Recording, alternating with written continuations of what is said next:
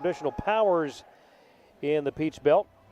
Starting lineups for the Jaguars under head coach Dip Mitras. Number 2, Dimitri Gardner. Number 3, Jaquiz Kirby. Number 7, David Vitti. Number 14, John St. Germain III. And number 17, Maximilian Amaduson. The Jaguars 15-10 overall, 8-7 in conference play. For the Nighthawks under head coach Dan Evans, 16th in the nation with a mark of 20-5 overall, 11-4 in the Peach Belt. It'll be A.J. White, number 1. Number 3, Case Roach. Number 5, ranked champion. Number 15, Greg Billups Jr. And number 22, Mr. Eric Jones. And Brendan, when we look at the Nighthawks here on Senior Day, a nice presentation in between games here. Always a lot of emotion that comes with that, celebrating the seniors who have spent so much time with the program. Now it's time to shift gears, get that game face on. If you're in that huddle, what do you think Coach Evans is going to be telling the guys? Well, I think you have to realize that losing 3 out of the last 4 makes this feel like a must-win. Now, this is still the number 16 team in the country, and this is still arguably the best team in the Peach Belt Conference. But a 3 out of 4 slide is not what you draw up in February right as you near postseason play. So this is a must-win game, and it's against a team that you mentioned, Craig, is a big rival and has been in the years past. And while Augusta may not be as good this year as they typically have, they're the reigning Peach Belt champions. They've got the rings on their finger that read 2022. You want to knock them off and find a way to win here today, especially in front of your home crowd. Not many home games left. This feels like a big one, especially on senior night. Got to send those guys out on a high note. And you never want to look down the road, but looming, if you will, USC Aiken on Wednesday night, then on the road to finish things up against Clayton State. So that back-to-back Augusta-Aiken double whammy is always one that you look at on this schedule. The Nighthawks dressed in their home white, and Eric Jones, as per normal, in the center circle. And we're just about ready for action. Glad you've joined us today here on the Nighthawk Sports Network. Ball in the air, and the tip controlled by the Jaguars. First possession, half number 1. This, the 28th meeting between these two programs, the drive and the easy bucket right off the bat for David Vitti. This is a series, Brendan, that the Jaguars have dominated by and large, winning 19 of the prior 27 games. Jones open for 3 left side, just a little bit long. And that's all the more reason, all the more bulletin board material for the Nighthawks. They've got their own goals and their own sights in front of them, and that differs from Augusta late in this season. But that's still a team in front of you that's an obstacle in reaching that goal. And that's the focus of today. And until this game over and the clock reaches 0, that's what they're thinking about. Roach to White to Champion, top of the key. AJ into the lane, double teamed immediately. Now to Frank, shot clock at 10. Nice feed to Jones. Back it goes to Frank. Off balance shot. That was a tough one. Didn't stand much of a chance. A couple good passes, but neither Jones nor Champion really able to get a good look down low, and that's credit to Augusta's defense in the post. That ball tipped out of bounds. Augusta got out of the gates a little bit slow this season, but of late has come on. Jones in traffic, no good.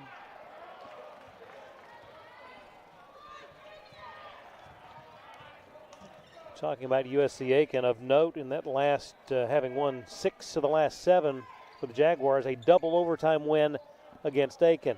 That jumper no good. Rebound to Champion. There's only one real negative when you look at how good this conference is that everybody beats up on each other.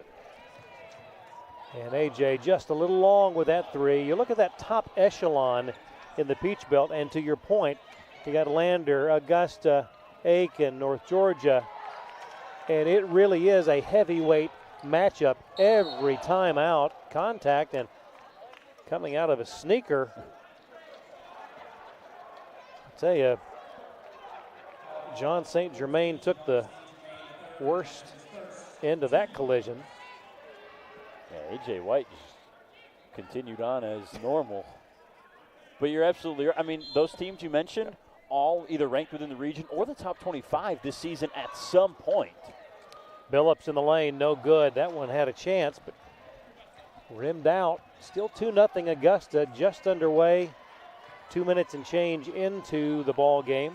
And as this season has gone on, it's primarily been North Georgia and Lander that have remained in the top 25. But that's not to say that teams like USC Aiken and Augusta and others in this Peach Belt are not capable of being one of the 25 best teams in the country. The old saying, on any given day. Yes. And the Nighthawks experienced that the last time out against Georgia Southwestern. And when you think about this region, the Southeast region, beyond the Peach Belt, there's some phenomenal teams. And again, everybody beats up on each other.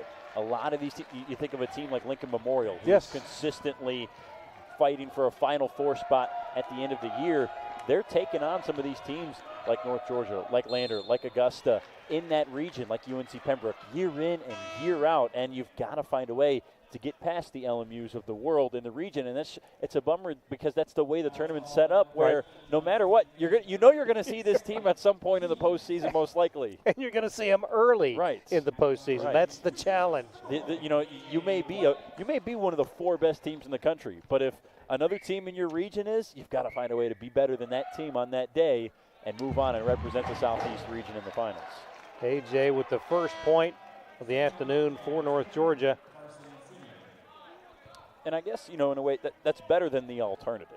Right? Oh, no doubt. You would rather have a competitive conference like that gets you ready versus dominate a bad region or a bad conference and kind of waltz through and not be prepared for when you get to the Elite Eight and the Final Four and the championship of the NCAA tournament against some of the best teams. Because those games that you talked about steal a team, as we see the drive, the shot, no good. They really do give it that trial by fire. Right. AJ on the move from the right elbow, and it's good. You can just feel that one. That's a shot AJ White is going to make 9 times out of 10. Collected, in rhythm, in transition, and most importantly, open. And we're tied at 4 in the ball game for the Jaguars. Number 4, Carson Seaman. That ball tipped to himself. Maximilian, no good. Into the hands of champion Frank, right down the middle of the floor. And the cut by Billups, pass just off the mark. Just a little early, just a little forced, I think, on that pass from Champion. Maybe like to see him keep it there, pull it out. Didn't exactly have numbers. Billups had the edge on the angle, but still. Substitution in the ball game, Giancarlo Bastianoni and Caden Charles. Carson Seaman away to Gardner. Now Kirby backs in on Champion. Knocked away by Billups. The Nighthawks have it. Looking for their first lead of the day. Champion down the lane. Draws contact. He'll head to the line. This is not the first time I've seen Frank Champion in person. When I was at UVA Wise, they played North Georgia, as I mentioned earlier. But every time, I'm impressed that someone 6'10" can handle the ball the way he – I mean, that move he just made between his legs and right back between his legs with the defender right there, that is not easy to do. And does it and keeps control. That first one no good. He'll have one more. It has been an absolute treat to watch Frank's development as a player in his time here. I think the most impressive thing about Frank Champion, or one of, is the consistency. Yep. There's a good chance it's a double-double almost every single night. And if it's not a double-double, it's 30 points or 26 with 8 or 9 rebounds. And every single night, the opposing teams have him circled, starred, underlined, bolded on the scouting report, and they still can't stop him. Yep. On the move, Billups down the lane. Very tough shot. Degree of difficulty, A+ for Greg Billups Jr. there. And that gives the Nighthawks their first lead of the afternoon at 6-4. Long three goes for Vitti, the senior from Buford. And that puts the Jags back in front at 7-6. AJ on the move, double pumps, and it goes. Wow. A couple of tough layups in a row for the Nighthawks. That one even more tough than Billups' shot just before that, and the spin he put on it, able to get it to bounce friendly off that rim and into the bottom. Sort of a billiards shot. Yeah. Long three, this one woefully short into the hands of Billups. Here come the Nighthawks. Up 8-7. Billups drives the right side. Tough shot, good, and one.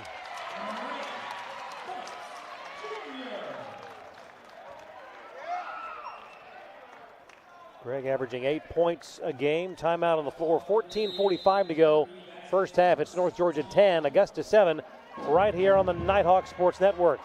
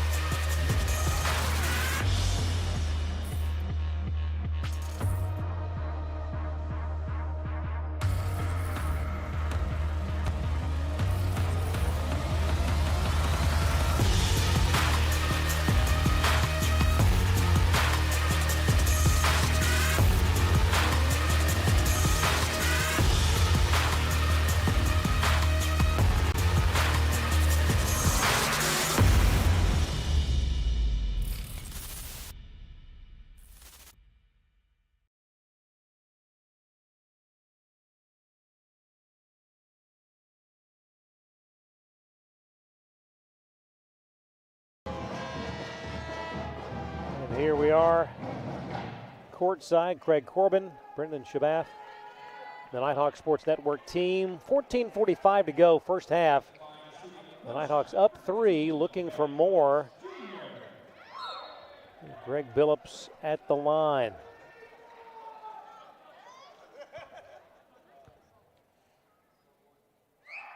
This one up and would not fall. Nighthawks snake bitten so far at the foul line. Press here. Sutton Smith in the ball game, along with Colin Turner. Big C. Drive by Vitti. The floater good.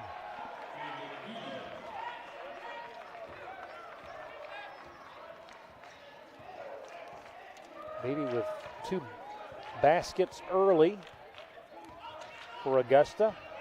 Giancarlo away to Greg. Billups finds himself right in front of the basket. That's a goaltending.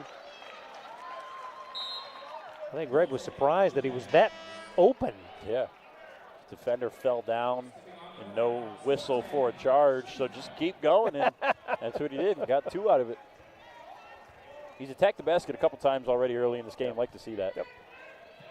12-9 for the tie. Vitti no good. Rebound. Oh, they're going to call a foul on Turner.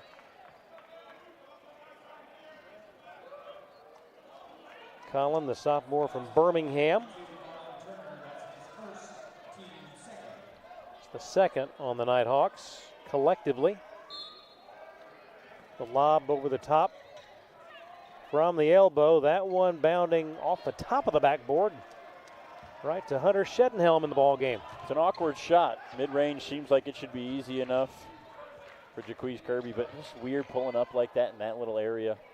Giancarlo, that one bounced 3 times off the iron and away. Any shot that bounces that many times, you think it should definitely go in. Oh, I thought we were supposed to get the friendly roll. 13:27 on the first half clock. Hook shot up, good for Amadasan. Good back and forth so far. I like the pace and flow of this game. Not a lot of whistles, not a lot of transition, which is typically fun, but the half-court sets have been interesting to see. Both teams having their fair share of good offensive plays and good defensive plays. Seems like a good defensive stand so far for Augusta here. No doubt. Whistle stops it just inside 13 minutes to go. That'll be on Arnold. Isaiah, the freshman from Waldorf, Maryland. DeMatha product.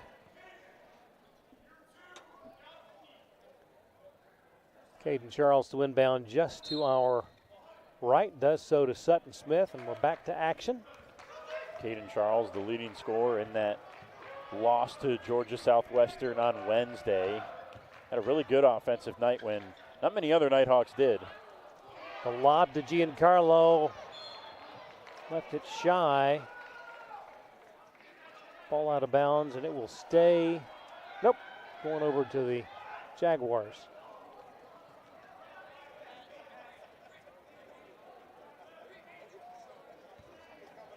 Nighthawks by 1. 12:40 and counting first half.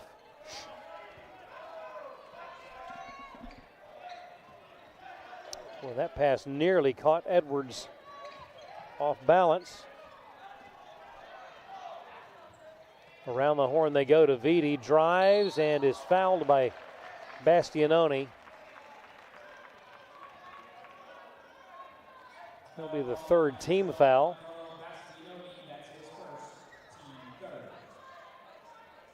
AJ sets to check back in.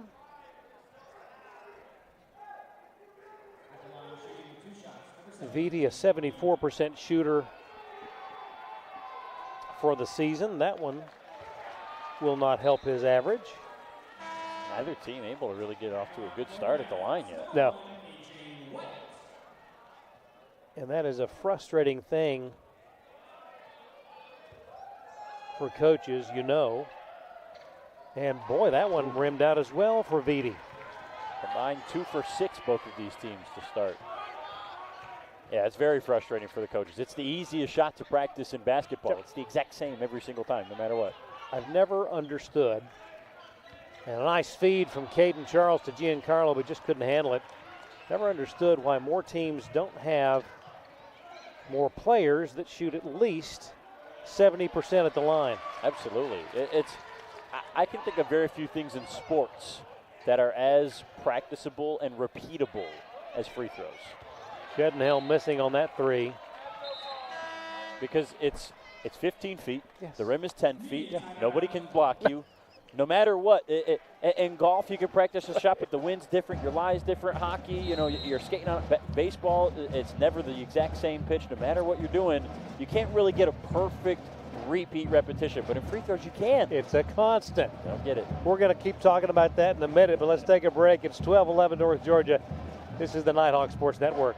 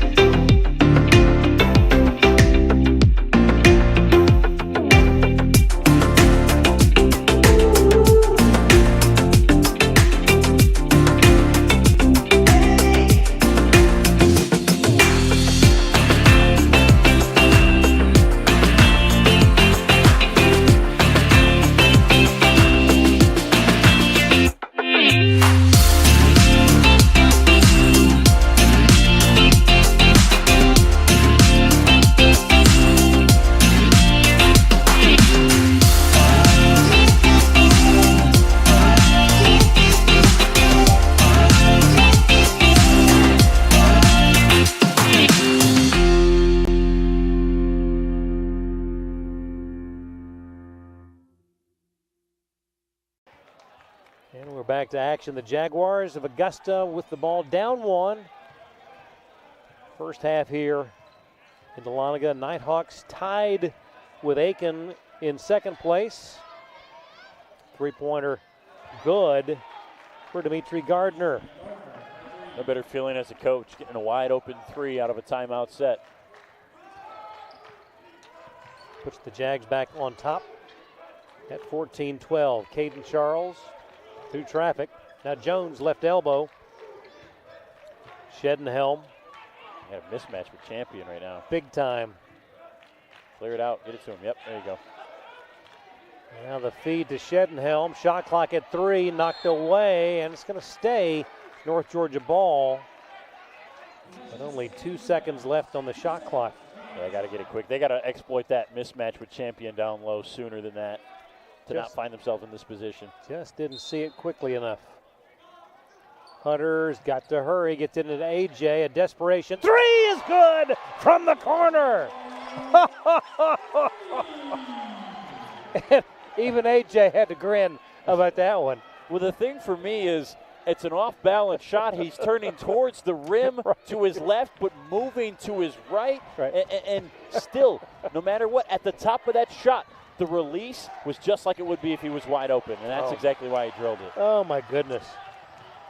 Charles to Shedenhelm. Here's an open three right side, just wide. Of course, AJ pushing 50% beyond the arc, which amazing enough. He has been one of the best shot makers that I have seen all season long in Division II college basketball. Just the level of difficulty, the clutchness of a lot of his shots. I mean, right there, it seems like a broken possession with 2 seconds left.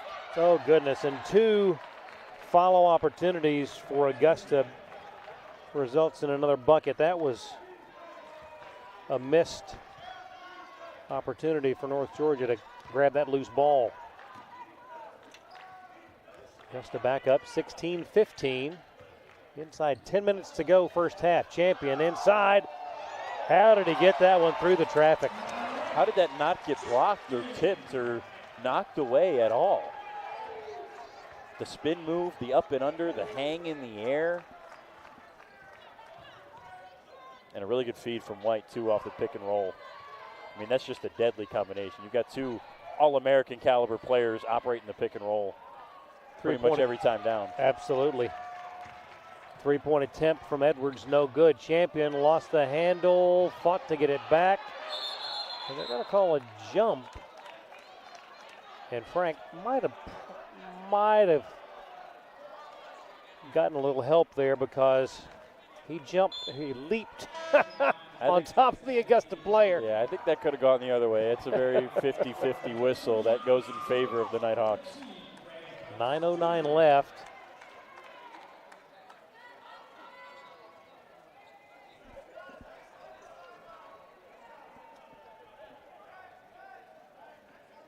Nighthawks winning the first meeting between these two in Augusta, 80-66. It's less than a month ago. Shot clock at 10. AJ wouldn't go. That might have been partially blocked. I think it was, and just tipped over the fingers. I mentioned that 80-66 win, a 14-point victory. There have not been a lot of those for North Georgia this year. A lot of the games they've won have been close ones. Absolutely. And the ones they've lost, too. Straightaway three, no good. Rebound Jones. Here come the Nighthawks. Up 1, 8.5 to go here in the first half of play. Champion zips it to Jones, over to Roach. Phillips. The Champion immediately double teamed. Loops it out front to Roach. That was intended for Jones. Finally got there. Now Case with 5-4. Billups wouldn't go. Not enough synergy on offense in the half court for North Georgia right now, especially when all 5 players touch the ball. They just seem a little bit out of sorts, not quite getting what they're looking for. Part of that's credit to Augusta. Part of it's just getting off to a slow start in this game. We'll have a stoppage or official timeout at the next stoppage of play. Frank got up in the air, nowhere to go. And that one last touched by Augusta. We'll think about it. Timeout on the floor, 7:41 to go first half. It's North Georgia 17, Augusta 16 on the Nighthawk Sports Network. Joyride beads. I hear if you run long enough, you get something called a runner's high, which sounds like something I'd really enjoy. Let's do this. Okay, so far so good. Mama Lake? What? Still no high though. Hi. Hey. Oh my God, there it was. My first runner's high. Well, better quit while I'm ahead.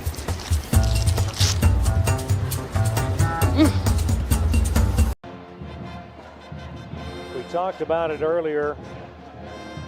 The miraculous three-point play or the three-pointer that AJ had in the corner. We'll try to get that queued up for you here in a bit. And there it was. My goodness. What would you peg the level of difficulty on that shot on a scale of 10? 11. Because he has to get it off. There's 2 seconds. It's not like it's a bad shot and Dan Evans is going to be mad at him or pull him out. He has to shoot it. So no matter, and the defense knows that too. Right. So he gets it back to the basket and is moving to his right, but turns off the left shoulder so that when he faces the basket, now he's moving to his left, all while hoisting the ball in the air over his defender. And mind you, it was nothing but net. Right. Like it's just. It wasn't a dirty three. It was a clean three. No, you can't. If you're the defense, you're like, my goodness, that feels worse than when someone banks in a shot. They bank in a shot, they get lucky. But that's just like, man, he's that good. That's how good of a shot that was. Here. Back to action. 7:37 to go, first half, and a foul on the perimeter. That goes against Dimitri Gardner, the sophomore from Winchester, Virginia.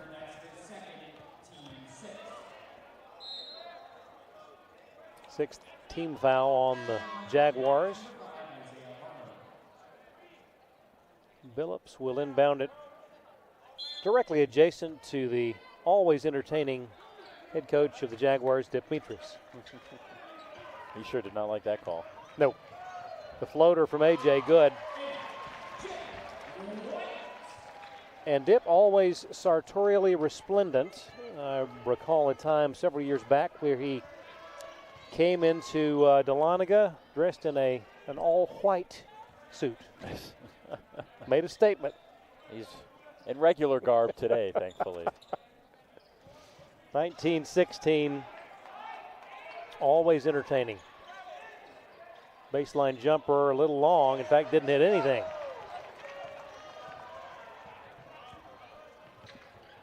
Champion behind the back, turns, triple teamed. And who's going to come out of there with it? Oh, man. Now that is effort. And a little extracurricular at the end of that. I tell you what, man, if you're Augusta, I don't know what you can be mad about. Case Roach has just proven how hard-working this team is. Hey. Diving on the floor for that one. Yeah, there's nothing at all amiss about that. No. And, you know, Augusta gets the ball. They got the timeout, as was the right call. But credit to Roach, man, the effort. 100%. To keep battling for that. I don't know what they're upset by. 100%. So 30-second timeout. We keep it right here. Nighthawks up 3, 6:46 to go in the first half of play. Again, the one thing that you come into a season as the preseason #1 pick, you're going to get everybody's absolute best shot, night in, night out. Yeah. And to your point earlier, some of those losses, how close they were, the game against Lander here, right down to the wire. Columbus State. Absolutely. As well, you know, and that's the win of the year for those teams. Yeah. So 100%. far right now, especially here in this building, and that's how it's going to be when you're not only the preseason #1 pick, but people know you're competing for a national championship, and you've got that target on your back, and that's what makes this season, at the record that UNG has, that much more impressive. 100%. Clock rolls, 6:24 and counting, first half. Giancarlo away to Sutton Smith. Sutton looks to the left, dribbles right, passes to Caden. Now inside 7 to shoot. That one a little bit too much, and a whistle. Don't know if that was on the shot. I think it was on the rebound. I think Seaman caught Champion. Didn't see who they numbered. Could have been a foul called on against Smith. They give it on Kirby. I think on the rebound, though.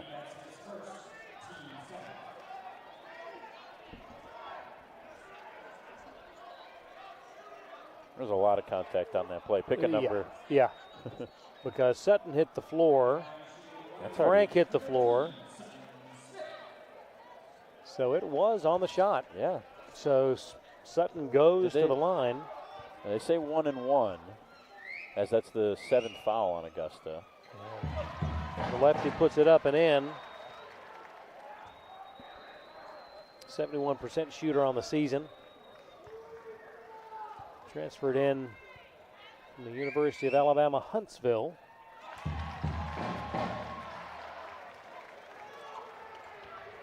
And the lead back to 3.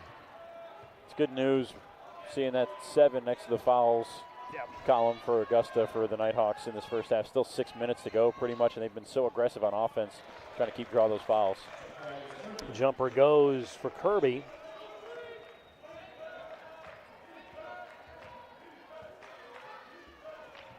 And the lead is 1.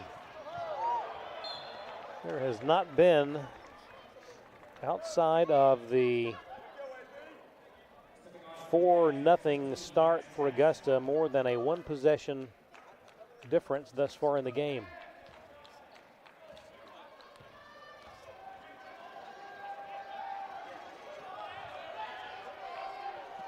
Pass to Champion now. Oh, goodness. I think he caught Billups by surprise with that one. A little bit. If you're Billups, you want to keep that space out there on the wing. There's not a need to drive in there at that moment. Missed opportunities, plural, for Maximilian. At the other end, he'll be charged with a foul as Billups heads to the line.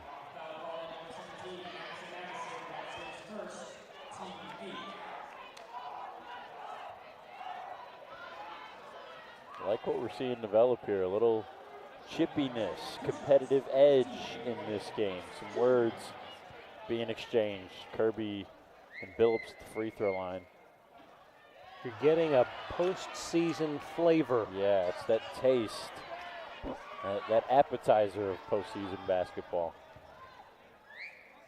Second one now for Billups. This one on the mark. I'm sure that you were here on the call. I'm sure that game against Lander here felt like a playoff game. 100%. Yeah. From the opening tip. Right.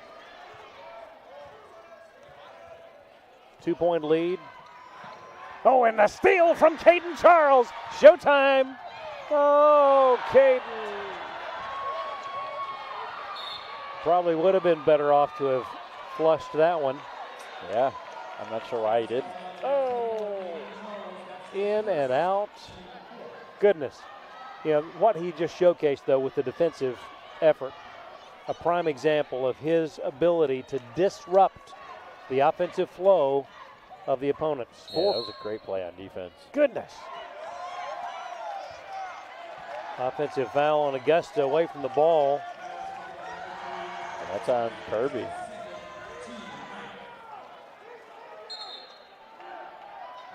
Shedenhelm will check in.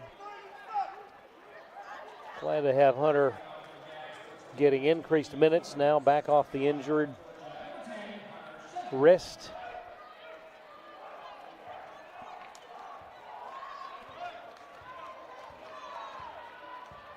Kirby's now sat down for Augusta with 2 fouls, both of them coming in the last couple seconds. Smith zips it over to Shedenhelm, back to Sutton, lobs to Giancarlo. Good ball movement. Back it goes to Bastianoni just inside the arc. Wouldn't fall. Champion the rebound. In traffic. Nothing you can do if you're the Jaguars. I mean, that's a grown man down there with a grown man board and bucket. And when he gets it that close to the rim, good luck. Money in the bank. In traffic, Vitti draws contact.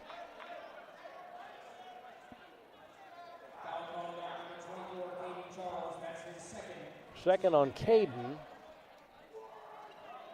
And he will quickly be subbed out, I'm guessing, as Billups, Jones, and White await the next opportunity.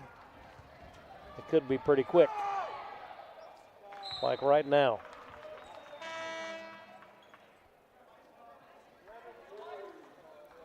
So that trio comes in. The trio of Smith, Champion, and Charles get a breather.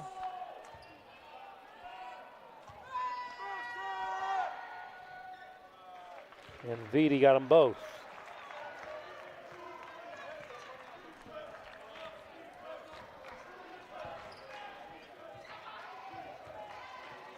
So both teams have now led by 4, but no more.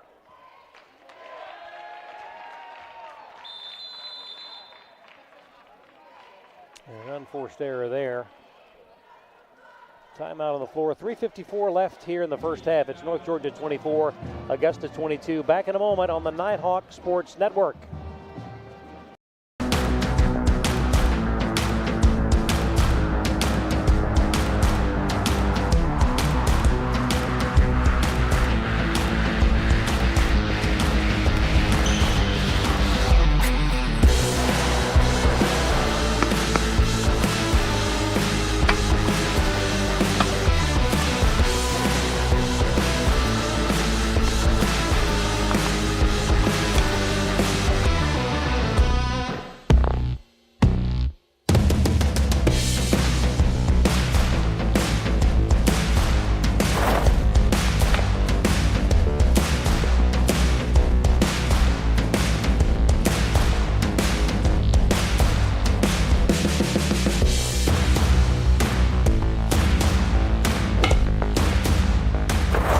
Northeast Georgia Health System is a proud supporter of North Georgia Nighthawk Athletics.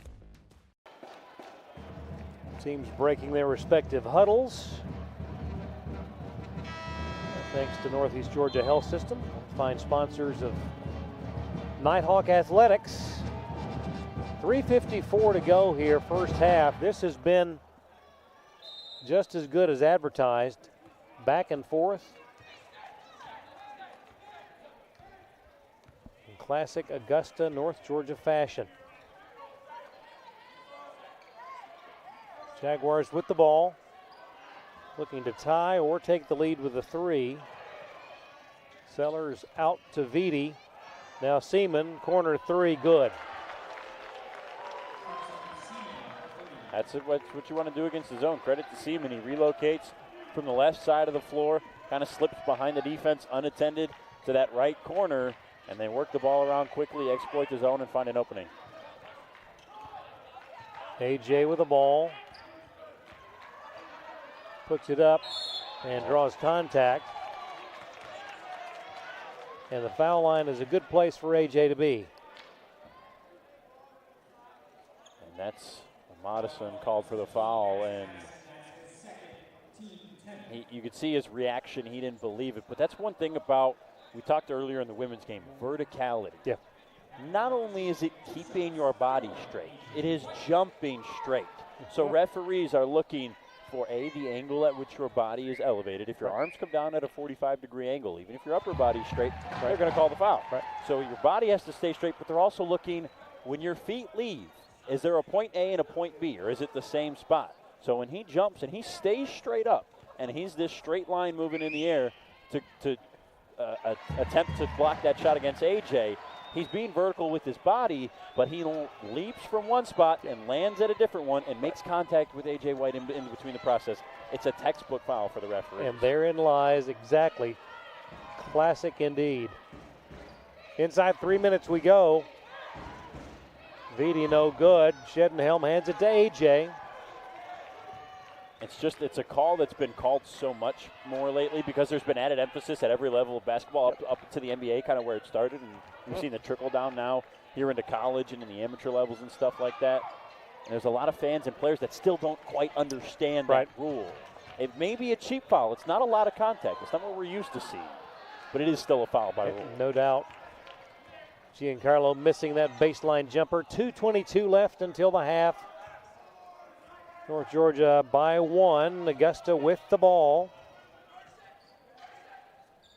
Around the horn they go. Fall-away jumper will go for the big guy, Maximilian. And that puts the Jags back up by a point. Inside 2 minutes. AJ straightaway 3, no good. That one well behind the arc.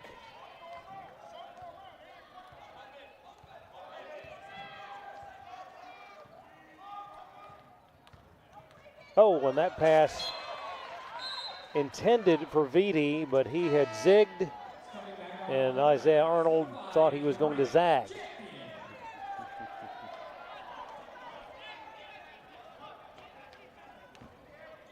And if there were just a little bit more elevation on that, could have made the play. I was in position. Yep. Was ready. And you have to be this close at the table, man.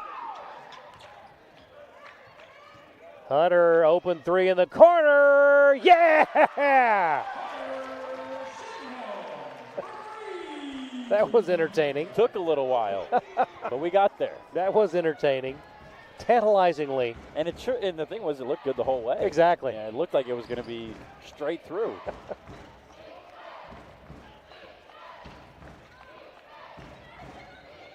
Arnold through traffic. That one good. Tough degree of difficulty there, and we're tied at 29.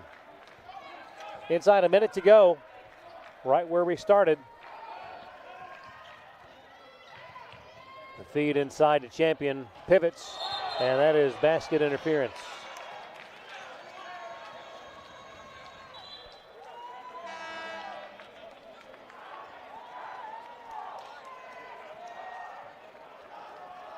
Nighthawks by 2.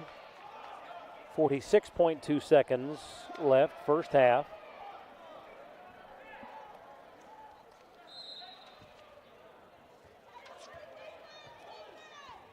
Nighthawks looking to stay within striking distance of first place Lander.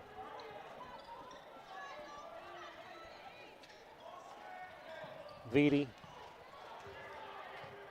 Maximilian left-hand shot, good. Hold for the last shot, get a bucket, head into the break with a lead. That's the plan. Knotted at 31, 15 seconds left. Shedenhelm says, I'm taking it right now. This one just a little off, but a nice rebound. Jones, jumper, yes! Final 4 seconds. Seaman for the lead off the iron, no good, and the Nighthawks take a 2-point lead into the break. It's 33-31, an entertaining first half of basketball here in Dahlonega. We'll take a breather, be back to look at some numbers. You're watching the Nighthawk Sports Network.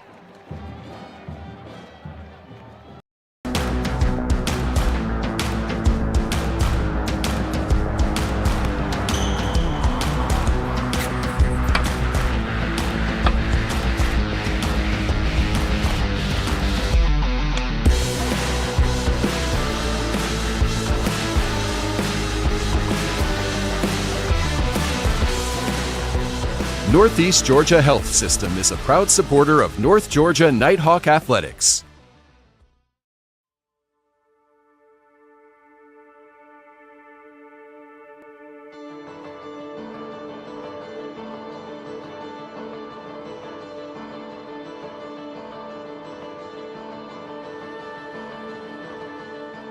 Here in Dahlonega, we treasure our history. We treasure our waterfalls. We treasure our wine. But most of all, we treasure our guests.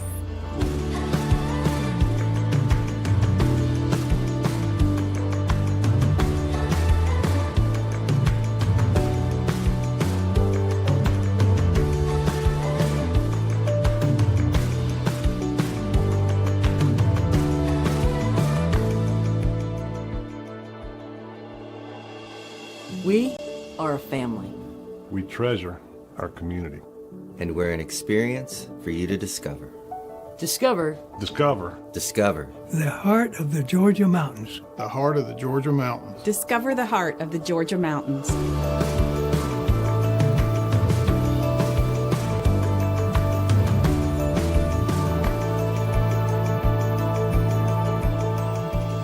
The mountains are open.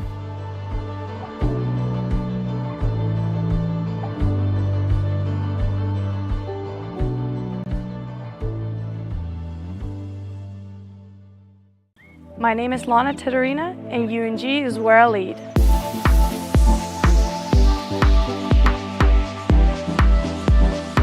I chose UNG because of the tennis program, and how much the tennis program has achieved in the past. And I wanted to be a part of building a good team. But also the campus is very beautiful, the location. It has the new business building that I really like. And when I did my research, I really liked Dahlonega in Georgia.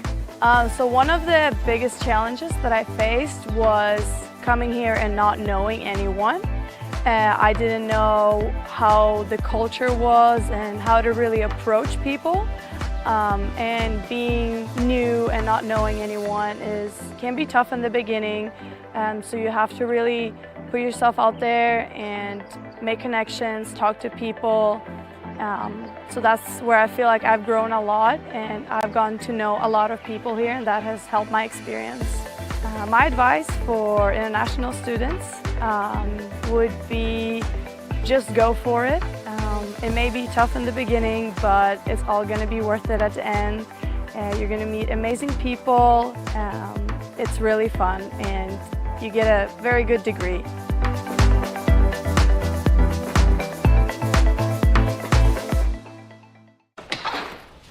I'm here! You've got a lot of reasons to be here. I'm here. That's why we're here at Georgia Heart Institute, where advanced heart attack treatment protocols are saving more hearts than anywhere else in the state. That's why we're here. I'm here. So you'll always be there. The future of heart care, we're leading Georgia there. Georgia Heart Institute. From the moment you know where you are headed, it starts a journey that you will never forget. For those who seek a higher calling, to serve something bigger than themselves and take the path less traveled, UNG awaits to prepare you for your leadership pathway. Once you're here, you will be challenged and developed, physically, mentally, and emotionally. Freshman Recruit Orientation Group, or Frog Week, is the first step of the UNG journey. The commitment, the attitude, the effort, and the resilience take shape as you move forward on a pathway that most will never attempt. Y'all got 2 minutes to change into OCPs. Time now. Let's go. Move it. Move it. It is a process that teaches you about yourself and makes you better than you were yesterday. At times, it can be a struggle, but it's also an investment in yourself. Like life, it can create moments of doubt. You learn about yourself and your strengths and weaknesses. You share this journey with the men and women to your left and right, establishing lifelong bonds with the understanding that nothing worth having ever comes easy. But through adversity, you build strength, determination, and the desire to never quit. Frog Week will establish a foundation to build upon, strengthen you physically and mentally, and start shaping you into the leader you came here to be. For cadets at the University of North Georgia, they take the road less traveled, avoid taking the easy way out, and develop instrumental values that will prepare them for a life of service and leadership. Some people talk about it, others are about it.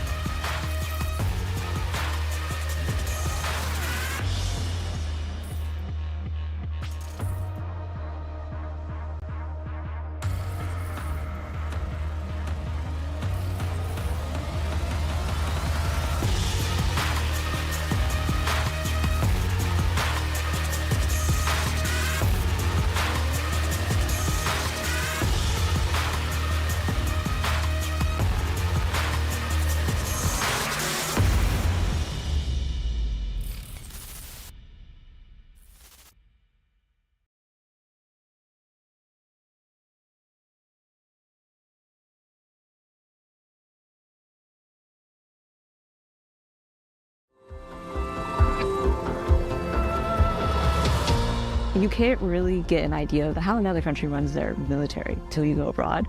It was cool to see their outlook on just life in general. To be there as a global ambassador is definitely a life-changing experience. I participated in the Management College National Defense University Cadet Exchange. That is located in Taipei, Taiwan. So I participated in study abroad internship in country of Georgia. The program I participated in was the Swiss Summer Mountaineering course. The experience was extremely professional. There were people from different militaries across the world. I was training with soldiers that were once our adversaries. It's fun to notice the importance of diplomatic relations and also civil affairs through the military.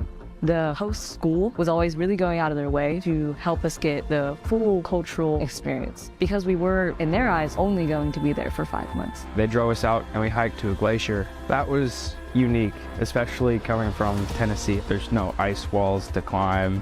Their native language of Georgian was very difficult. However, at the end, I gave a little speech in Georgian, thanking their academy. It was an eye-opening experience. One thing I learned in Switzerland was to try and enjoy everything that you're doing, no matter how challenging it is. Being able to see the country of your target language in person and really living day to day can move your passion to continue learning the language that much further. All the conferences, all the internship, and all the exchange programs will help you as you develop, not just as a soldier, but also as a person. I think everybody in the Corps should study abroad because it will develop them so much. If you have a free semester, it's the perfect time to explore a country. There's really not much holding you back in terms of whether or not you should go. It's a great experience. I got extremely valuable training and just an overall incredible life experience that I wouldn't have gotten going to any other school. And it was the opportunity of a lifetime.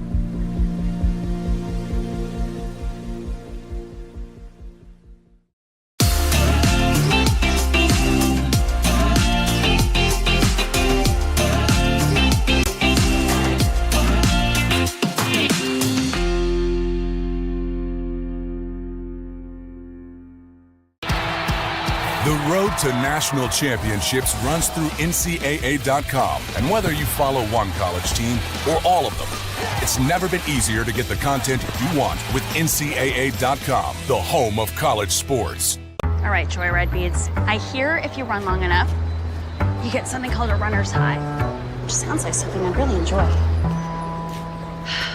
Let's do this. Okay, so far so good. Mama Lake? What? Still no high, though. Hi. Hey. Oh, my God. There it was. My first runner's high. Well, better quit while I'm ahead.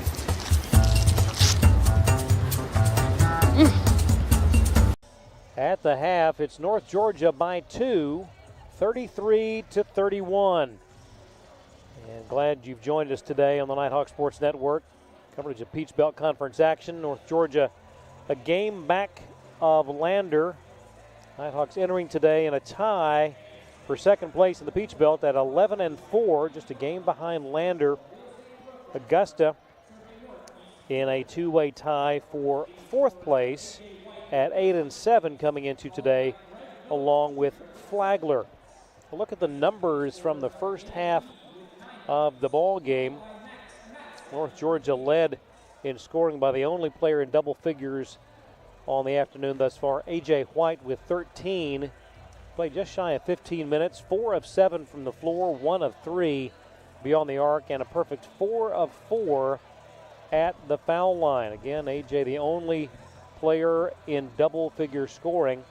Nighthawks getting 7 points from Greg Billups Jr. He played 15.5 minutes, 3 of 6 from the floor, 0 of 1 beyond the arc, and 1 of 3 at the foul line. 6 points from Champion, 2 points each for Jones and Sutton Smith, 3 points in the first half from Hunter Shedenhelm. Collectively, the Nighthawks shooting 41% in the first half, 2 of 10 beyond the arc, 7 of 11 at the line.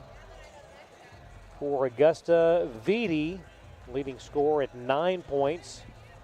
Played 17.5 minutes, 3 of 6 from the floor, 1 of 3 beyond the arc, and 2 of 4 at the foul line. Collectively, Augusta 40% on 13 of 32, 3 of 10 beyond the arc, and 2 of 4 at the foul line. Greg Corbin, Brendan Shabath, the Nighthawk Sports Network team here. A gorgeous winter afternoon. Sort of the home stretch of the regular season. You begin thinking about the looming postseason conference play, the looming postseason regional play, but business at hand to deal with, and it starts with the next 20 minutes against a very good Augusta team. Absolutely, and the thing you'd like to see a little bit more of from North Georgia to maybe pull away that stands out on the box score, 11 assists for Augusta in that first half on 13 made shots, 12 made shots for North Georgia, 3 assists. A little bit more ball movement. That's what we talked about. When they get all 5 players to touch it in that half court in the first half, they felt a little out of sync and like they weren't quite on the same page as each other with the half court sets. You'd like to see that be cleaned up a little bit, but they are dominating the points in the paint. And that's where we saw that aggressiveness, and we saw 9 first half fouls from Augusta. Hawks were able to get to the free throw line, 20 points in the paint. Augusta just 10 there. Have to build on that and get more shots in the paint as well in the second half. Without question, Augusta is a team that is going to battle every second of every game, and it all starts with how they get out of the blocks here early in the second half. A couple of minutes left in the halftime, and both coaches having discussions with members of the officiating crew, as is typically the case. Coach Evans took his turn as they were coming out of the tunnel, and Coach Dip Mitris getting his turn just a second ago. But that comes with the territory. You gotta plant the seeds. That's part of being a coach, is working the officials. Hey, you look good today. I like those nice shoes you got there. Whatever it is. And also advocating for your team. We talked about them taking. They took a replay right after we went to commercial break and halftime. They're looking at that goaltend from Augusta earlier in that first half. Stayed as called on the floor, so still 33-31 North Georgia, which we obviously like to see. And it's always nice to be able to have corroboration when there is a question. And thanks to the staff that makes it all possible here in the Convocation Center. We talked earlier in the day during the women's game about everything else that's going on involving North Georgia athletics on the afternoon.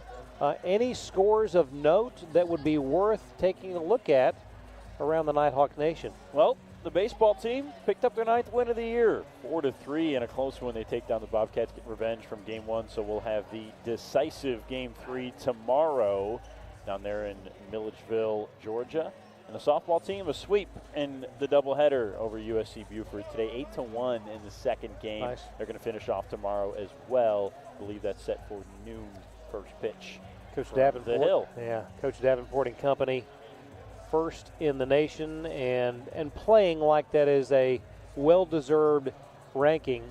Absolutely. I mean, you look down for the softball team at where they rank nationally in different numbers, different stats, and it's top 3, top 5 galore at a bunch of different spots, and they're just really impressive to start this year. And you would think, you'd kind of expect that a little bit, being national champions, reigning national champions, but still, to start 15-2, the 2 games they've lost have been really close to really good teams here in the Southeast region, and it's been a fantastic start, and start off with 2 conference wins here today. Can't wait to see how that season plays out, and can't wait to see how the next 20 minutes play out right here. And we're underway in the second half. Augusta with the ball, and right down Main Street, the shot up, no good, but the slam dunk follow for Maximilian Amadasan, and it's tied at 33.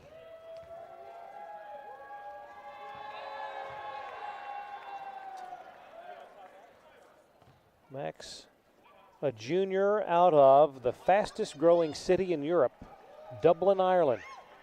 Yeah. Fastest growing city, it's always Dublin. Didn't know that.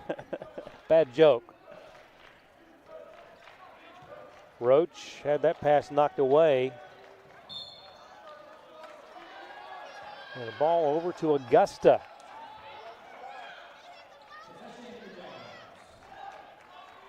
And Max came to Augusta by way of St. Bonaventure.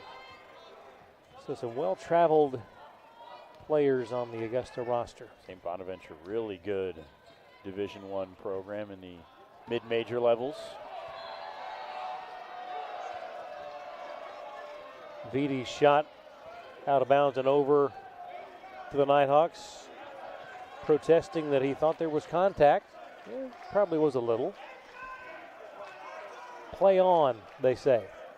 33 all. First minute of the second half.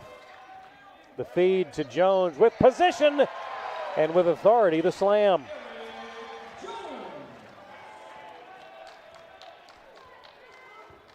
Eric's ability to elevate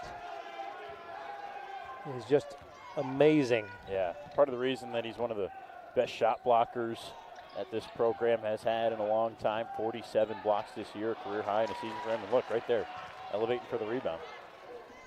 A missed lay-in for the Jags. Nighthawks up 2 with the ball. The feed to Champion in the lane, in traffic, shot up and good. Equals the largest lead of the day for either team at 4. 37-33.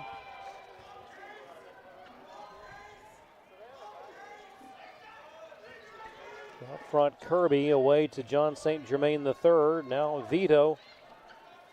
That 3 no good. Rebound to AJ. Here come the Nighthawks.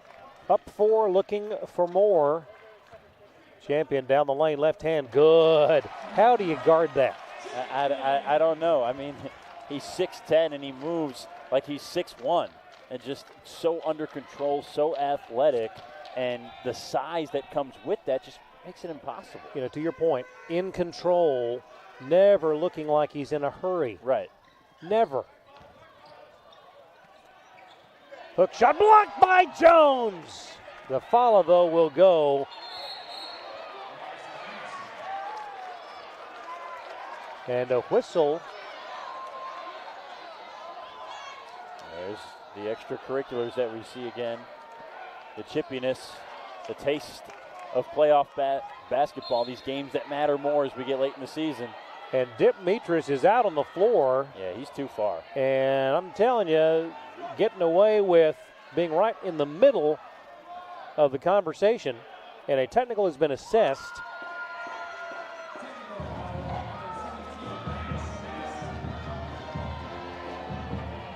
And I think they got it on Amada-san. And that, I believe, is indeed the case. Clock stop, 17:31 to go. 39-35. That brief 6-point advantage for the Nighthawks, the largest of the day. Now AJ goes to the line for the technical foul shots.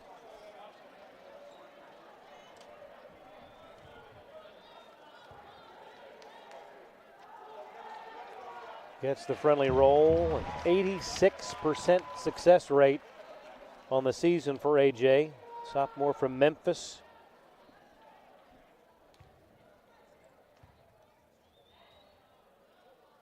And back to a 6-point advantage we go. 41-35.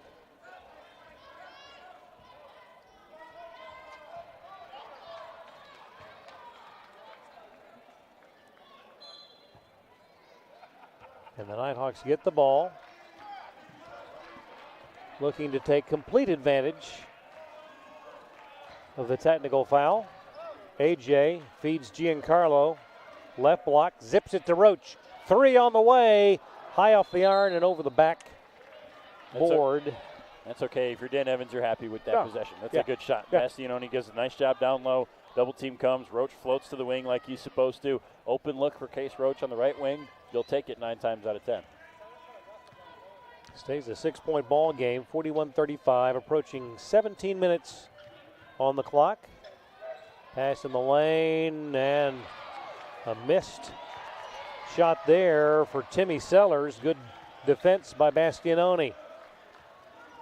Champion on the left side, guarded by Vito, or Viti, beg your pardon. Roach fakes there, the pass in the corner, AJ.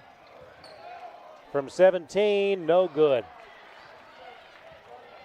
I think he wanted to take that corner 3. Out front, Viti, straightaway 3. This one high off the iron, no good. Giancarlo boxing out for the rebound. AJ Billups, boy, I thought he was going to pull the trigger. Tough pass from Giancarlo, intercepted, knocked away, and the Jaguars have it on the move. That one will go for Gardner although well defended by Billups. And that's a really tough shot from Gardner to make that. He was fired up, and rightfully so. Billups defended that really about as well as you could without blocking it. And he still was able to put it in. Billups zips it over to AJ, the feed to Champion. And they're going to call John St. Germain III for the foul. That's, to his defense, a bit of a mismatch with Champion. Timeout on the floor, 15:55 to go in the ball game. It's North Georgia by 4 on the Nighthawk Sports Network.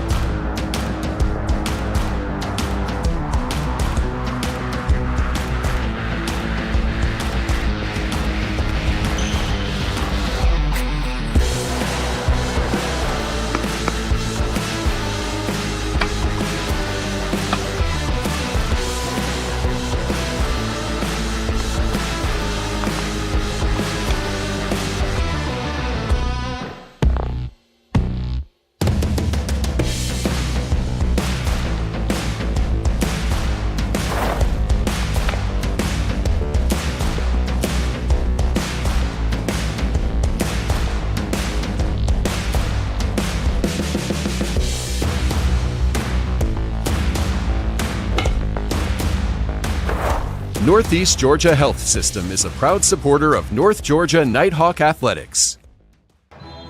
Nighthawks and Jaguars matched up in a good one here. AJ White connecting on those 2 technical free throws. The lead at 4. 15:55 to go in the ball game. Billups will inbound along the baseline. Joined out there by Champion, Charles, Bastianoni, and White. Frank was double teamed and pinned against the sideline. Didn't have a whole lot of room to operate.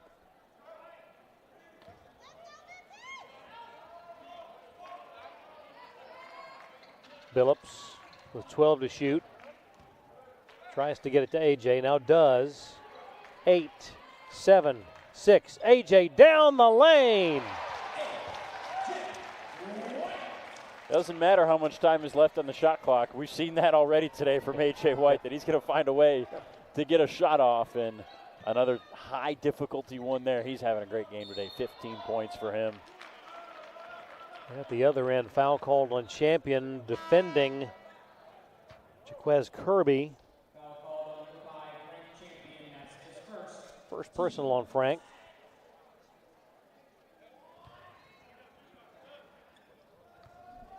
Kirby at the line on the season, fairly proficient, 84%. Makes the first.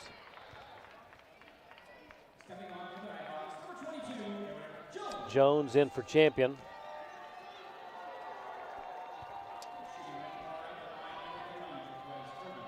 Kirby has one more coming.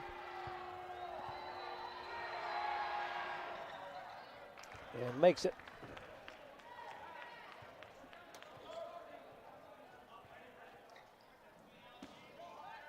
Full court press here by the Jaguars. Inbound just barely flagged down by Giancarlo. AJ loosely guarded by Carson Seaman. Now Billups with 12. Bounce pass Giancarlo, nicely done.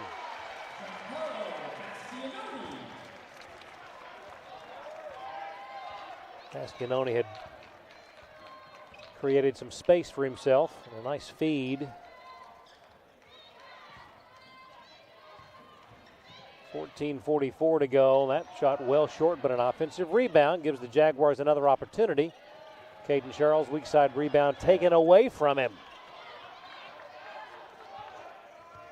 Augusta with 3 cracks at it this trip down the floor. And the bucket and the foul, and Carson Seaman will go to the line, the sophomore from Cincinnati and Archbishop McNicholas High.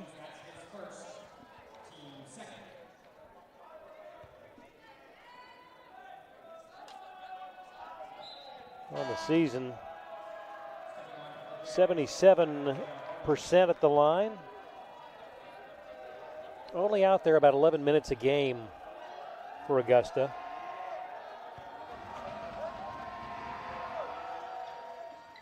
This one rattles in. And it's 45-42. Nighthawks by 3 with the ball. A trio of Nighthawks set to check in.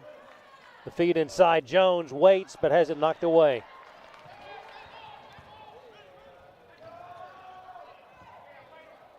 Well, a missed golden opportunity, but tipped up and in. Give credit there to Isaiah Arnold. And it's a 1-point ball game. The feed to Giancarlo at the elbow. Over to Caden, wide open left side. In and out, no good. Jones gets the rebound. The feed. Caden Charles missed it. Two really good looks from Charles there. Great ball movement to swing it to the opposite side after shifting the entire zone. He gets an open three. Jones with the good rebound, but still can't convert Ken Charles on the second chance. A missed three there by Vitti, and here come the Nighthawks on the move. Quickly, Billups takes the pass and lays it in. Nice feed from Caden. Back to a three-point advantage for the Nighthawks. 13:20 to go in the ball game. 47-44. Now a quartet of Nighthawks await the opportunity to enter. Baseline jumper, no good. Battle. Jones says, I'll take it, thank you. Caden on the left wing. Back out to AJ and over to Giancarlo. Billups feeds Bastianoni. In the lane, puts it up. Wouldn't drop, but did draw contact. Coming back in for Augusta, Jaquez Kirby in place of Dimitri Gardner.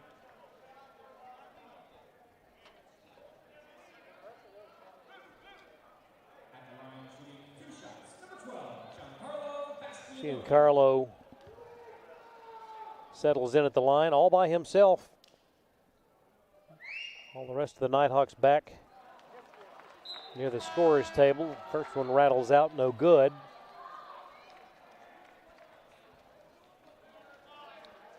Shedenhelm checks in. Sutton Smith, champion.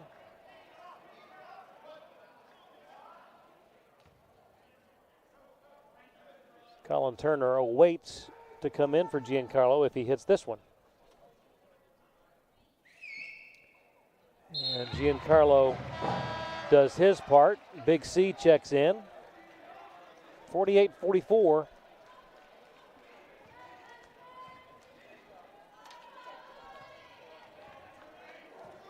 Carson Seaman slowly brings it up. Long three left side, good for Kirby. And it's a 1-point game, 12-22 to go here in Dahlonega. Still neither team able to pull away. People say basketball is a game of runs. We have not seen that in this game. These two teams have been running neck and neck this whole marathon. Biggest run for the Nighthawks, a 6-0 run. Biggest run for Augusta, a 5-0 run on 2 occasions. Well, neither of those really considered runs. No, a spurt. Yeah, a little streak maybe. Mm-hmm. Caden Charles, go ahead. I was going to say, but when I'm looking at runs, it's got to be more than 6. Right. 6 is two threes. 7, okay, now we're on a run a little bit. You get to 7 or 8. Then you're in business. Yes. Caden Charles settling in at the line, a spot that he has become very familiar with. Has found so many ways to get to the line. Makes the first.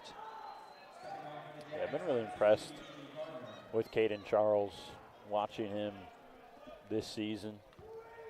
Really calm and composed. We talked about it earlier with Ansley Hall and the women's team. Good body language. Yep.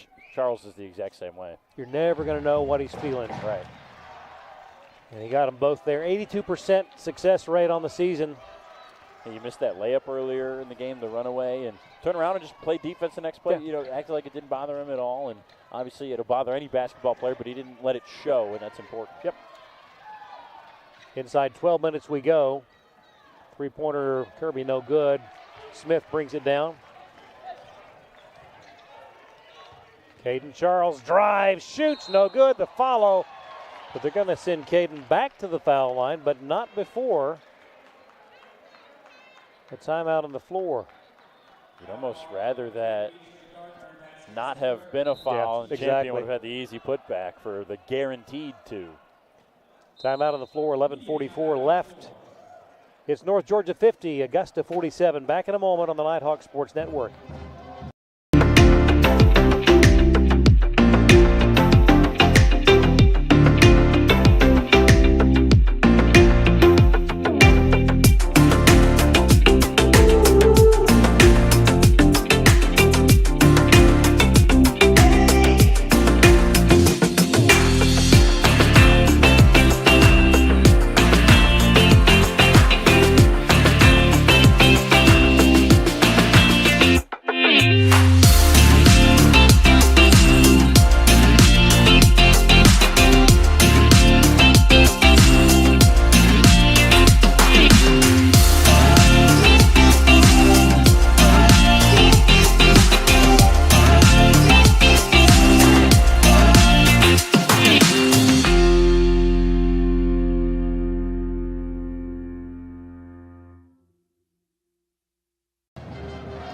Nighthawks and Jaguars just about midway through this second half. A great Peach Belt matchup.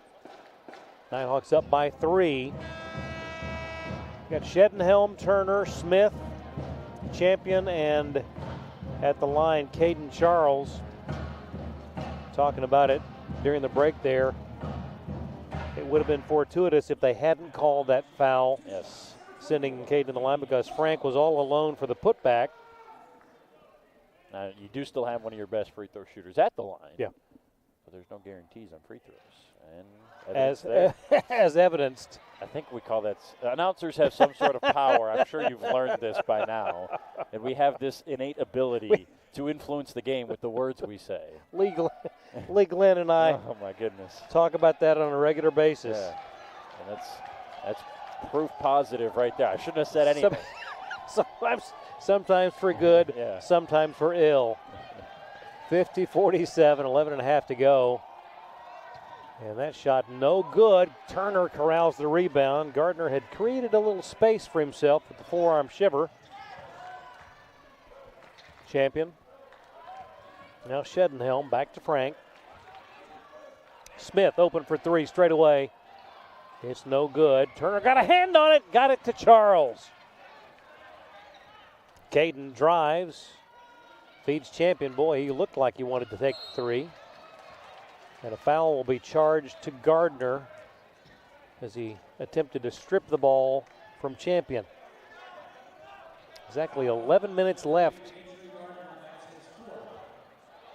That is the 4th personal on Dimitri. Beautiful feed from Caden Charles to Hunter Shedenhelm for the easy lay-in. 5-point lead. 10:45 to go. Gardner, top of the key, works, loses the handle. Here come the Nighthawks. Champion on the move, drives. Left it for Caden. The foul on the floor, that'll go against Vitti. Things got a little congested in the paint there. Yeah, I was waiting for the whistle. Thought it was going to come when Champion gathered because there were so many forearms on top of him, but Charles was the one that ended up drawing it. Champion double teamed immediately. The feed.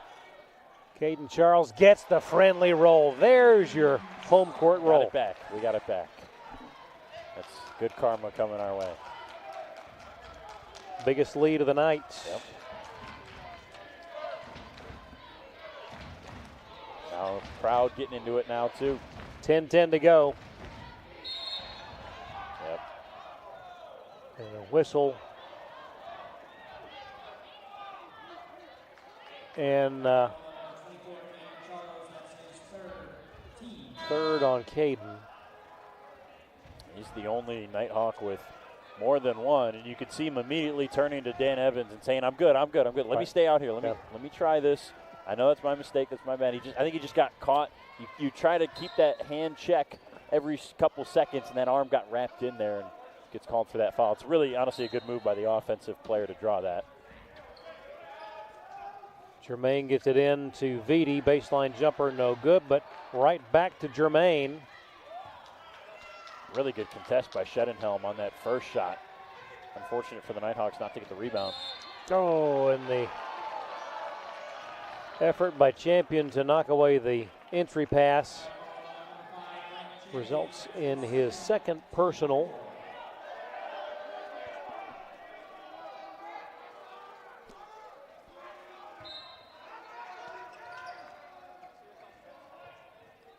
Quick jumper, no good. Champions got it. See if the Nighthawks can extend their advantage. Backing down on the left. That is a mismatch. You see why. Took half a second and Champion knew it. I really like him getting rid of that ball so he could reset and reposition himself down low in the post. He wasn't quite at a right spot where he could exploit that mismatch, get it out, and you know it's going right back down there. But Augusta didn't on defense, and it worked. Errant shot from Amadasan. Here come the Nighthawks again, looking to make it a double-digit advantage. Up by 9. Oh, and that'll be a foul as Champion hits the floor big time, tripped by Kirby. And you're seeing firsthand the advantage beyond just a big man who can control the ball and run the floor. Because he can do that, he gets down the floor so quickly. Transition defense, someone has to stop the ball. It does not matter who. What that's resulting in is Augusta constantly being mismatched with Champion. Right. So he's so big and so fast, he gets down the floor quickly. Whoever picks him up is usually a smaller defender. Put him on his back, and he goes to work down low. Now he's at the line. And what a luxury for any team Oh, yeah. to have that kind of talent and comfort level on Frank's part in doing just that. Because usually some teams and some big men who have similar skill sets where they can handle the ball and move their own, but maybe you don't trust them as much with the ball to make the right decision, to make the right play. With Champion, you know that's going to happen 9 times out of 10, and he's going to be smart with it in his hands. Frank got 1 of 2. It's a 10-point lead. 57-47 with 9:07 to go in the ball game. St. Germain no good. Offensive rebound taken by Timmy Sellers, and a foul called on Champion, his third. So very quickly, Frank with a couple of fouls. Still a lot of basketball to be played. Seaman checks out. Zaire Edwards checks in. Edwards just a freshman from Savannah. Giancarlo back in for the Nighthawks. John St. Germain III gets it in to Edwards. Back it goes to Germain. The drive and the lay-in, good.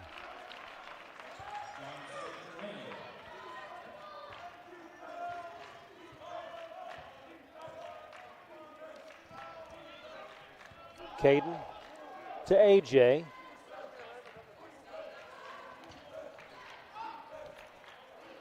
The feed to Jones, nicely, well, the intent was nice to get it to Giancarlo. Knocked away, and the Jags have it. Down 8. And they turn it right back over. Thank you very much. We accept the hospitality. Carson Seaman back in for the Jaguars. Billups back in.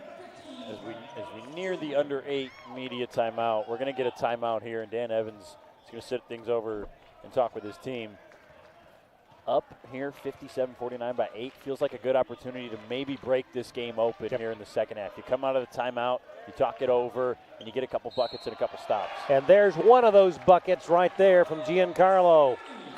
Pushing it back to a 10-point lead. He'll have an opportunity for the old-fashioned three-point play.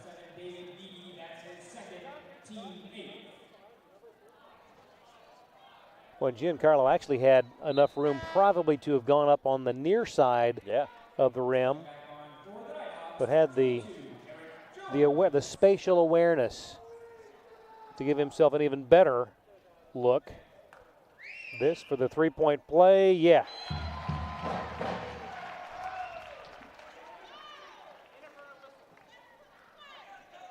8:11 remaining. 11-point ball game, 60-49. Inside 8 minutes we go here in Dahlonega. Vitti away to Kirby.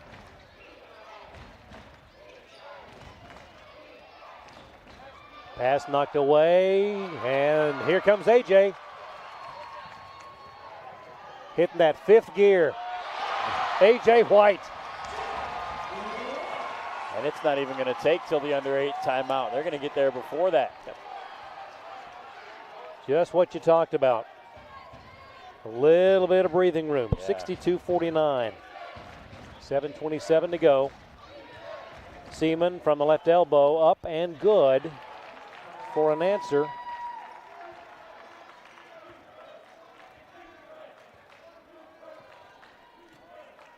AJ walks it across half court. 7:07 left. Thought for a second about pulling the trigger. Oh, beautiful feed to Jones, to Giancarlo. Missed it. How did that not drop? Oh. Man, that ball was halfway down. The basketball gods tipped it out. Oh. They just wanted more entertainment in this game. No doubt. 62-51 Nighthawks, 6:40 to go. Three-pointer no good. Caden Charles says, I'm off and running.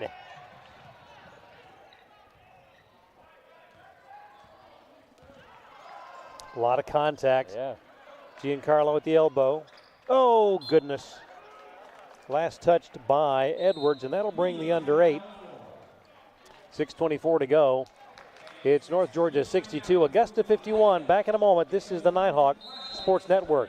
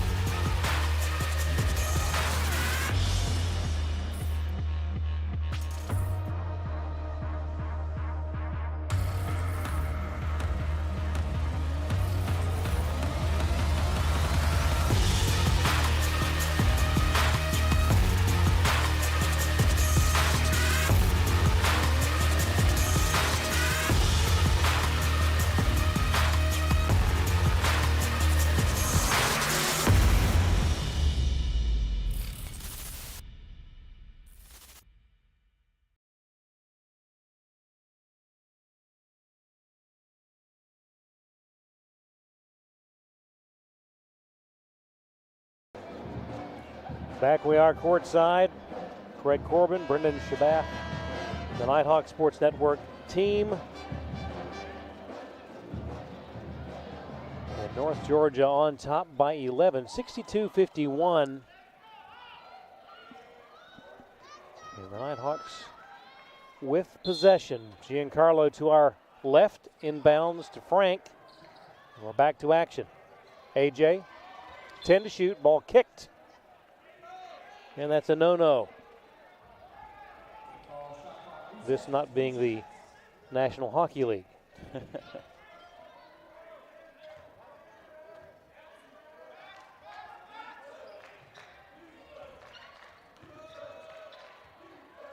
White leads Frank. Quickly double team, nowhere to go. Somehow got the pass to Billups. Dribbles it once. Ball on the floor, still loose. Who's going to get it? It'll be Augusta. 5:55 remain.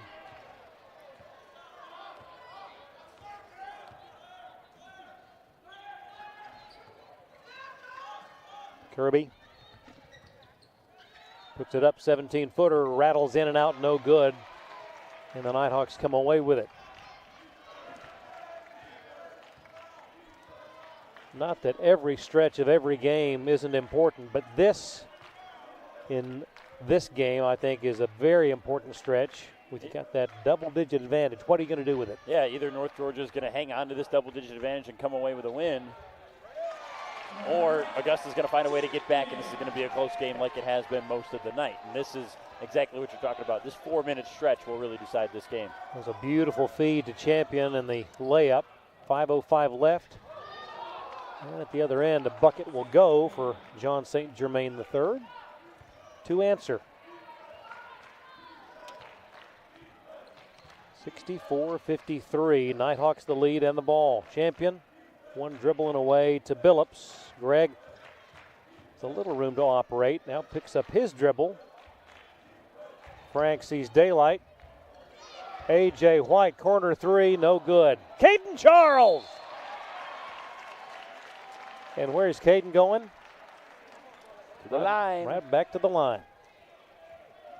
Almost what felt like it could have been the dagger. Yeah. A.J. White hitting that three. And I really like Frank. I think he probably could have dunked over all the defenders that were down there, but he knew that he had White in the corner, and that's a shot you're going to take most times. Yep.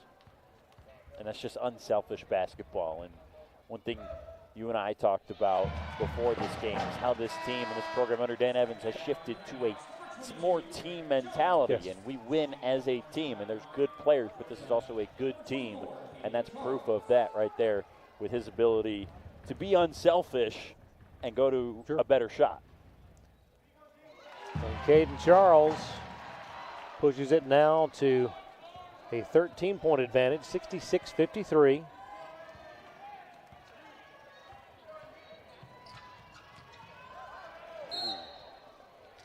Almost a perfect steal that would have had a run out for White. Augusta maintains possession.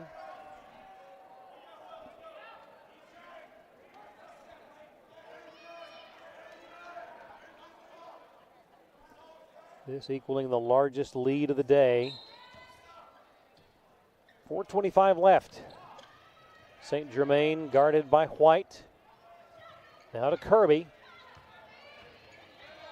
In the lane, tough shot, the bucket goes, and a foul given to Jones. Eric says he popped me with a elbow to the chin. Yeah, I didn't think it was a foul. I think there could have been a call for an offensive foul. This is just a late whistle, too. Bastianoni and Shedenhelm come in for Jones and Billups.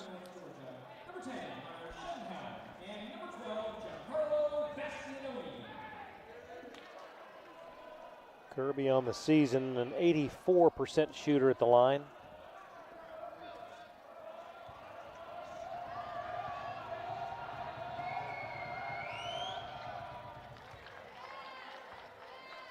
And converting there. 10-point ball game. 4:14 left.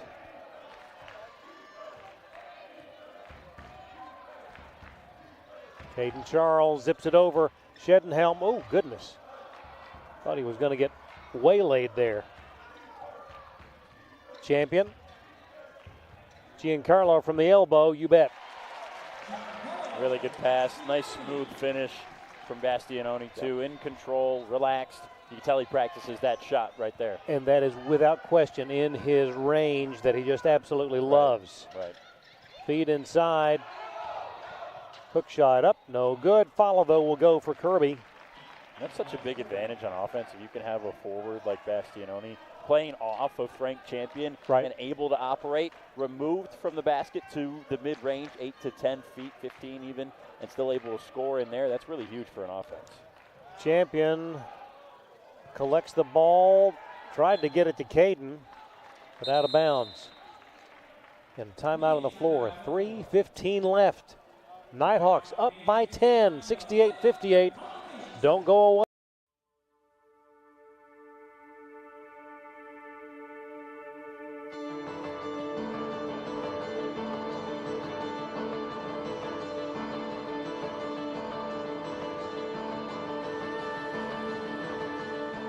Here in Dahlonega, we treasure our history. We treasure our waterfalls. We treasure our wine. But most of all, we treasure our guests.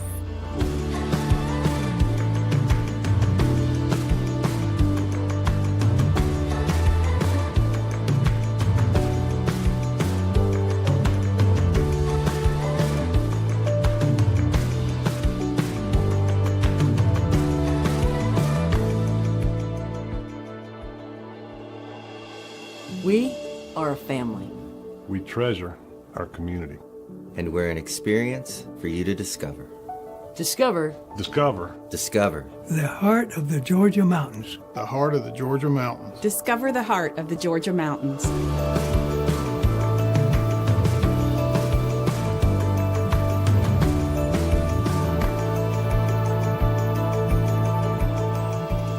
The mountains are open.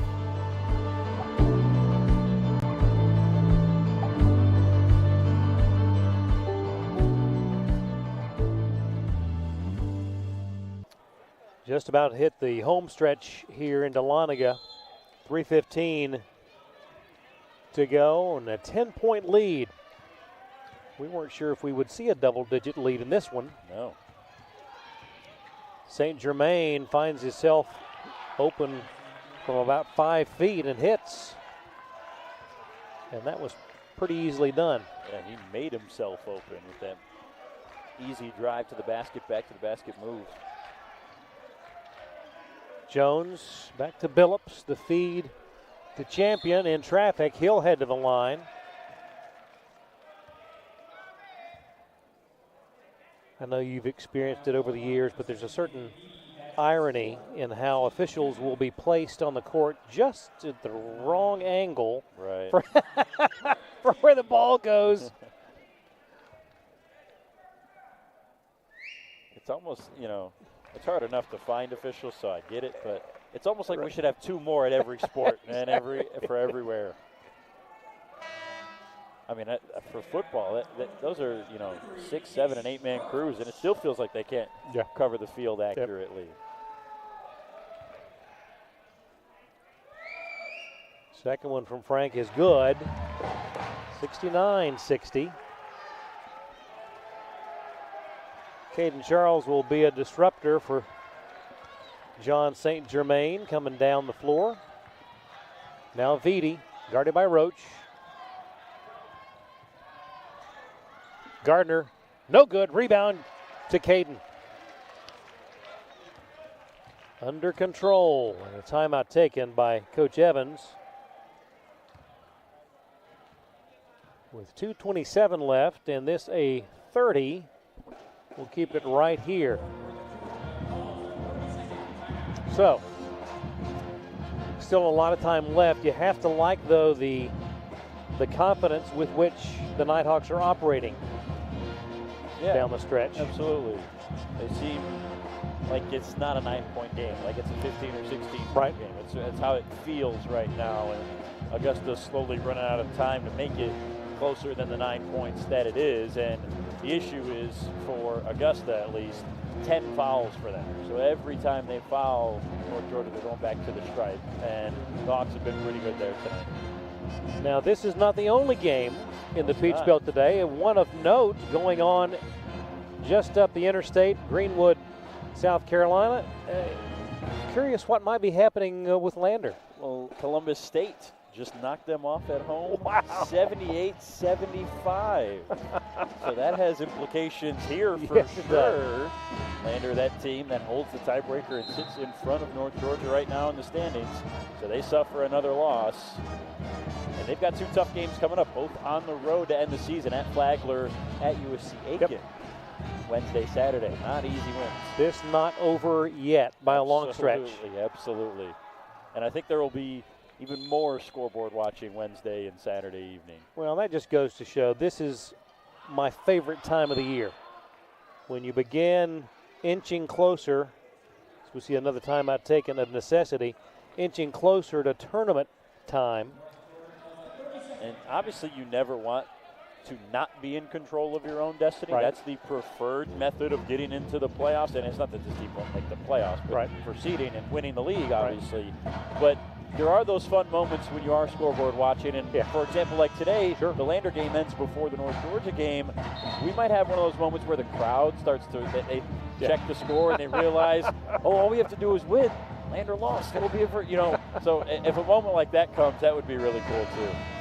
A win here today would put the Nighthawks back into a share of first place, and pending what happens with Aiken, it could be a three-way tie before the day is done. Wouldn't be shocked to see that. And how about, you want to talk about controlling your own destiny in that situation? Yeah. USC Aiken will play the two teams that they're tied with.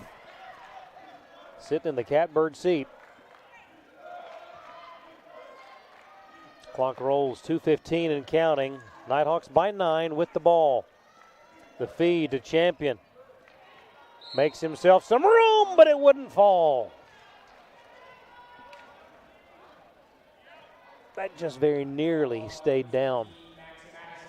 And you think about that possibly being a 3-point play, making this a 12-point game with 2:08 left. That almost seals it.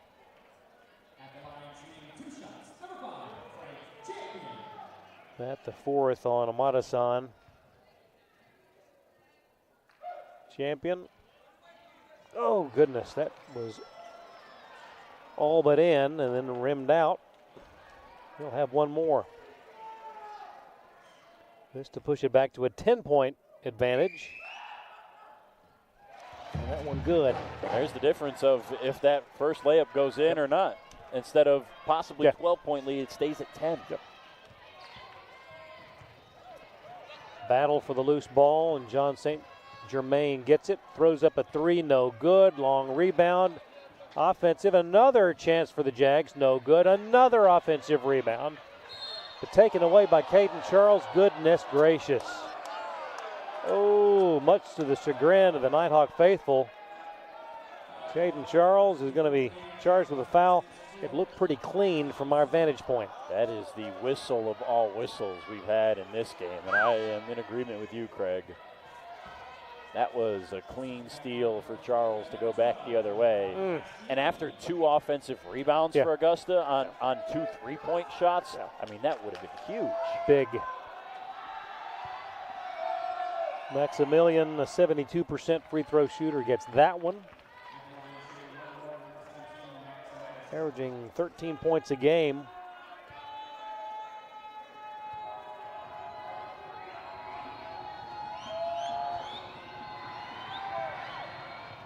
Got them both.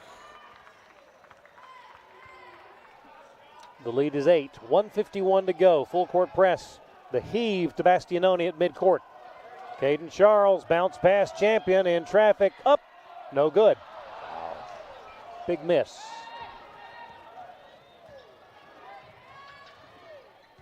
Augusta with 95 seconds left, down by 8. Vitti up, no good. Rebound, Caden Charles. Yep, that's what I was just about to say. This is where, if you're North Georgia, you start looking at time and score. Slow it down. A.J. White with Champion at midcourt. Shot clock at 10. Game clock 1:10. Now with 5, 4. A.J. puts up a 3 left side, would not fall.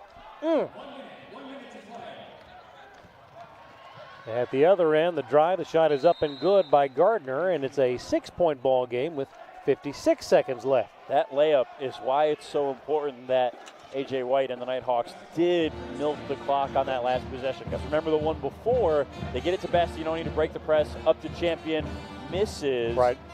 Augusta come down. They don't make their shot, but they have an opportunity. But it took 4 seconds for Augusta to get down the floor after the North Georgia miss and make it a 6-point game. But that's much bigger because now there's 56 seconds left. Had North Georgia gone quick on that earlier possession, there could be a minute 10, minute 15 right now. Big, big difference. Teams wrapping up their respective huddles. Back to a 2-possession ball game. The largest lead of the day was 13 at both 62-49 and 66-53.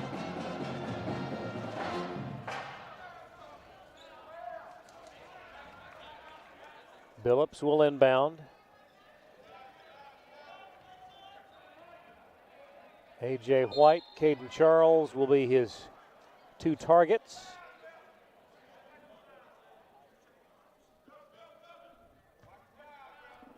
And here we go. Inbound comes to A.J. Bounces it to Caden. Up it comes, nicely done to break the press. The feed, Champion. Still slow it goes down. Baseline. 20 seconds to shoot. Game clock at 40. John St. Germain guards the pass to Caden Charles. Shot clock at 8. Caden in the lane. Fakes, shoots. That one's off the mark. Champion the rebound. And the Nighthawks get it back. The foul immediately by Kirby.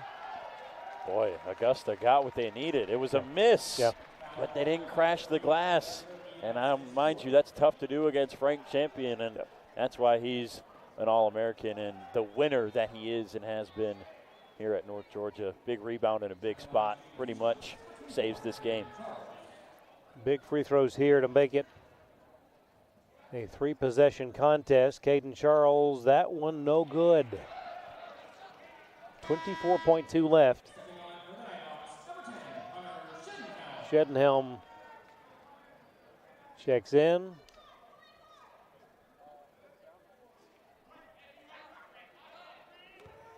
Second one coming now for Caden.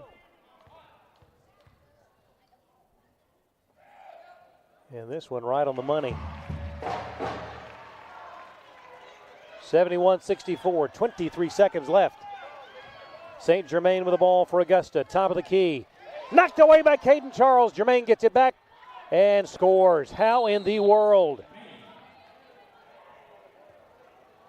Man, I mean, St. Germain, credit for staying with the play, but man, Charles with an unbelievable defensive effort to get up there and stop that ball and look like it was almost a steal that certainly would have ended this one. So back to a 2-possession game we go. 71-66, 14.1. Time with which to work. Now North Georgia has to handle the press well, which they've done so far. Augusta's going to trap on the first entry in the corner. What the Nighthawks have done a good job of is getting it up the floor to Bastianoni, who's been open at half court, to easily break the press, get across, and then start milking the clock. Got to do that again. This is a good Augusta defense, and they have been good today. You've got Kirby running the baseline, defending the inbound. Gardner and St. Germain guarding the Nighthawks. Here comes the inbound pass to A.J. and an immediate foul. Only a second and a half elapse. I'd be a little upset if an Augusta faithful, just a quick whistle when they were clearly going for the tie-up first, and that's usually communicated to the referees in advance. And I'm not sure if it wasn't or if they still just said regardless it was a foul. Right. More contact. But usually refs are aware of that a team is going for the steal or the jump ball and then the foul. Now Augusta was going for the jump, not having the possession arrow, which is strange. A.J. White now with his 20th point of the day. 72-66. You make this. Again, back to a 3-possession ball game. Jones in for Bastianoni.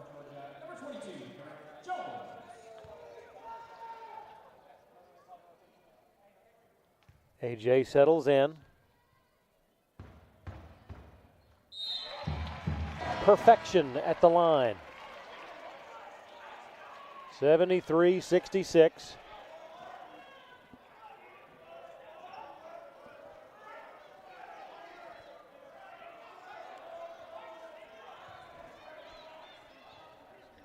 Long pass intercepted by Shedenhelm, and that's going to do it. The Nighthawks, with their 21st win of the year, move back into a tie for first place in the Peach Belt Conference. Final score, 73-66. What a great way to celebrate Senior Day in Dahlonega. Absolutely. I mean, we talked about it in the pregame. Send these seniors out on a high note. Really good game, really fun game. Thought North Georgia played really well throughout this game. And that stretch in the second half, I still don't know that we had a run in this game, but not technically, right? But that stretch, that right. 5 or 6 minute stretch where they really dominated and they started to get into the double-digit lead. We see that with the way this game ended, that was really big for them to hang on as the game went on. Augusta battled back, but wasn't able to do it. The big thing for North Georgia is that they held onto the ball today. Right. This Augusta team leads the Peach Belt in steals per game. Only 10 turnovers, only 5 steals for Augusta. That's a big number. Circle that in the box score. That's going to make Dan Andrews very happy in the locker room. Next up, USC Aiken.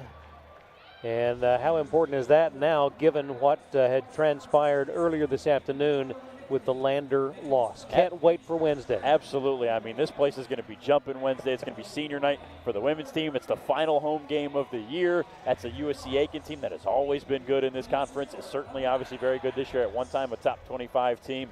This building is going to be a lot of fun on Wednesday. No doubt about it. Have enjoyed the day. Again, welcome to the Nighthawk family. We appreciate it very much. Absolutely. Going to be a great rest of this season and looking forward to it. Again, on behalf of everyone with the Nighthawk Sports Network team, again, your final score, North Georgia knocking off Augusta 73-66. Good night from Dahlonega.